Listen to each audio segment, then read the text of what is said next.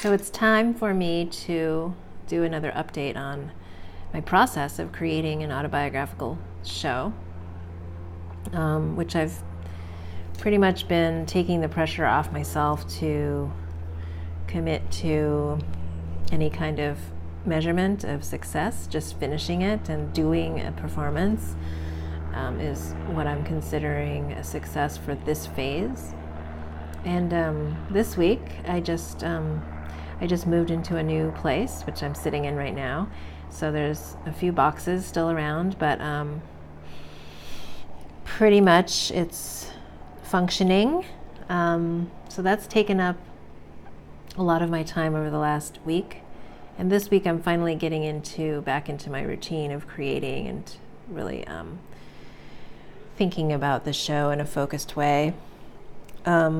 But it's been one of these weeks where I'm questioning why I would ever invite anyone to see the show, given the content and given what I want to be doing with it right now. Even though I know from my direct experience in the group that I've been creating with, and then in conversations with people that I know in my life, that every story that's true and real is needed in some way. And when it's shared with others, it ignites something in all of us. So I know this, and yet this feeling is still arising for me where it's sort of a feeling of despair. And why would I invite someone to see what is largely traumatic material, and also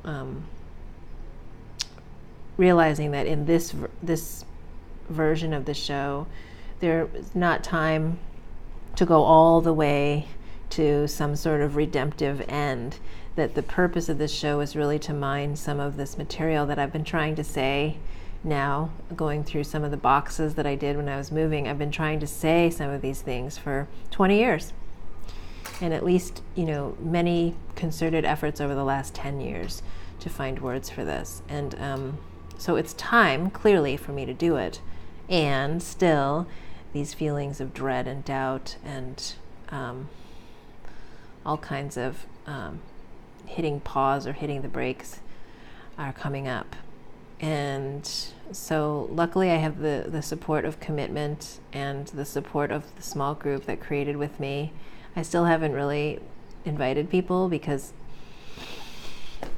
I feel I have to control somehow the people that I invite and make sure that they're going to be okay, which of course there's no way for me to predict, so it results in complete paralysis.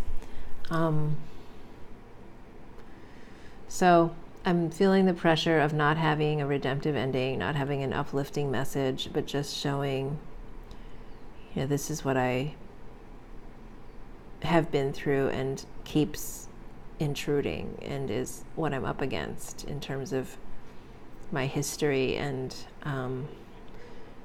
how I'm wired. And it's invisible, yet totally tangible in my life.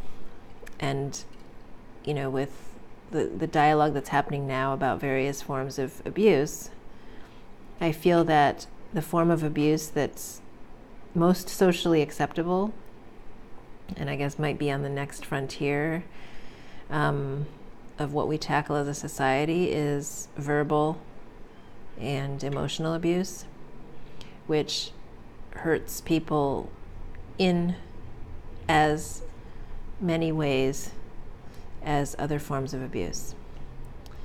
But somehow it's pretty standard and taken as a given that what we have to endure in life is a whole bunch of verbal and emotional abuse from everyone. We should just expect it. That's the message I got, that basically this is the way the world is, and that a good education prepares you to deal with it. And so those are some of the rationales that also hold me back from feeling validity in expressing my experience of some incidents in my life. And that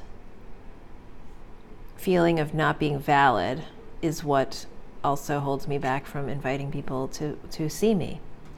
So I don't know what'll happen. The show is 2 weeks away, so I'm not really putting any sort of pressure on myself to get this huge audience of people. I don't really need a lot of people to see the show.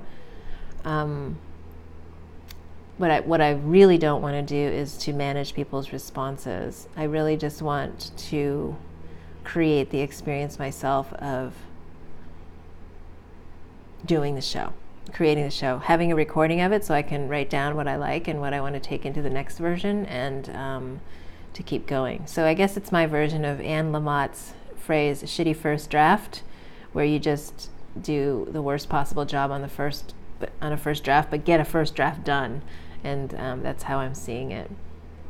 But it's fascinating to confront these feelings, because it's similar to, why don't I pursue more opportunities to get seen by more people in general, like whether it's through publication or even submitting my illustrations for different types of publication, or just going for it. And those are bigger questions, but I'm getting a clue now as to what goes on inside my head and why I don't do those things. So